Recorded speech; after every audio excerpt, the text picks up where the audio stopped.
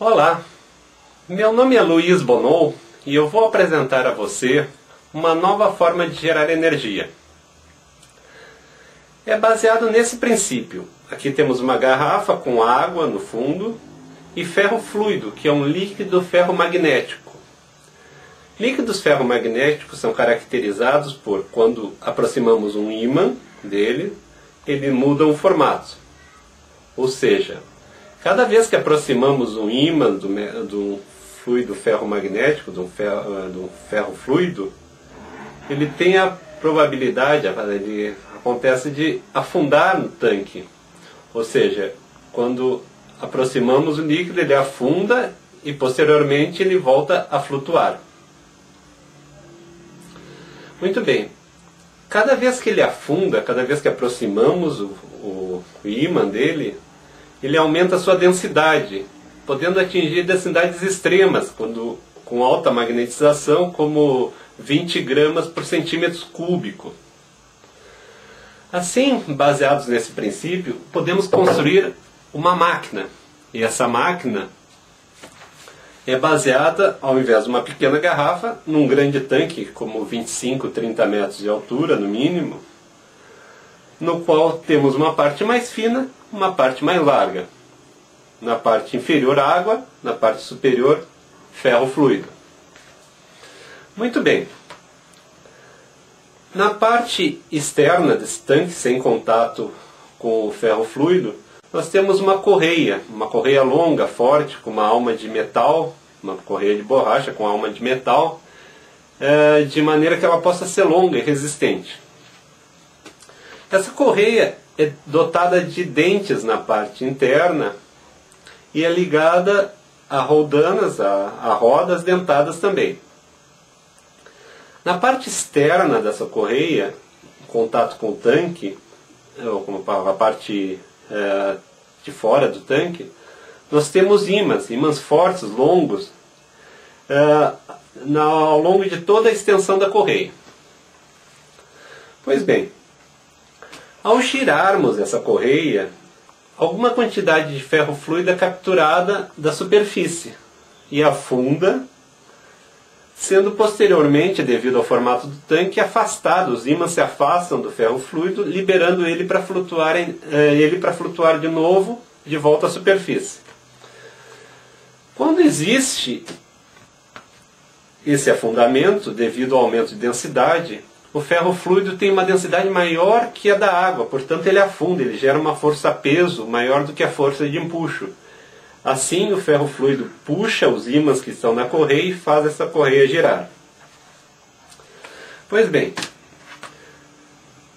assim como aproveitamos a força de descida, nós podemos aproveitar a força de subida também. Quer dizer, nós temos uma turbina colocada na parte ascensional do tanque. Essa turbina, se formos olhar internamente, ela é dotada de aletas. E essas aletas têm um formato helicoidal, de modo que o fluido que sobe possa fazer essa turbina girar. Para compreendermos o princípio, a força de empuxo nessa aleta, representada por essa linha, gera uma resultante. Essa resultante tem dois componentes, um componente horizontal e um componente vertical. Muito bem, vamos deixar isso de lado por enquanto e vamos imaginar, voltando, aquela roldana que temos na correia dentada. Essa roldana pode ser ligada a um gerador, que pode ser um alternador, um dínamo, de forma a gerar eletricidade. A segunda forma de gerar eletricidade é através da turbina, aqui numa vista externa, que é dotada ao redor de uma roda dentada, uma longa roda dentada em torno da turbina, ligada a uma coroa dentada também, também longa, comprida essa coroa. Depois nós vamos ver que essa turbina sobe e desce, na verdade é uma turbina pistão, podemos chamar assim. E essa coroa finalmente é ligada a um segundo gerador, um segundo dínamo, de maneira que é outra forma de produzir eletricidade. Por fim, nós temos vamos lembrar que temos aquela força ascensional, aquele empuxo dividido num componente vertical. que podemos aproveitar a eletricidade dessa forma.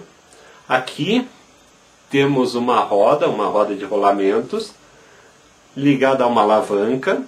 Essa alavanca é ligada a uma biela. Essa biela é ligada a um eixo de manivelas, que por sua vez é ligado a um gerador, a um terceiro dínamo, a um terceiro alternador. Muito bem. Para fazermos essa turbina subir e descer, nós precisamos de um comando que regule o fluxo do ferrofluido. Como a turbina tem uma flutuação próxima à neutra, se instalarmos uma válvula e fizermos o ferrofluido subir ou descer, ele vai poder mover para cima ou para baixo essa turbina. Essa válvula é ligada a esse comando, aquela alavanca, através de uma vareta rígida, que comanda a biela que vai ligar ao outro gerador. Muito bem, essa turbina, por ter uma grande profundidade, ela vai ter muita pressão de água. Assim, foi previsto também, representado por essa linha pontilhada, uma outra câmara, uma câmara hermética pressurizada com ar, de maneira que possam ser evitados os vazamentos nas juntas dessa turbina. Então, em resumo, nós temos 3 formas de gerar energia. A primeira forma, que é o gerador ligado à correia. A segunda, que é aquele gerador ligado ao giro da turbina. E a terceira forma, que é o gerador devido à ascensão e descida da turbina. Todos esses 3 geradores trabalham em conjunto, são ligados a uma bateria para aproveitar a energia num tempo ocioso, uma bateria, outra forma de acumulação de energia qualquer. E por fim, representado aqui pelo número 3, temos a geração de energia para fora do equipamento. Portanto, através de um sistema simples, que é ferrofluido, que é baratíssimo, água também, que é altamente disponível, temos um meio de gerar energia praticamente infinita, barata, não poluente e que poderia resolver os problemas da humanidade. Muito obrigado pela atenção.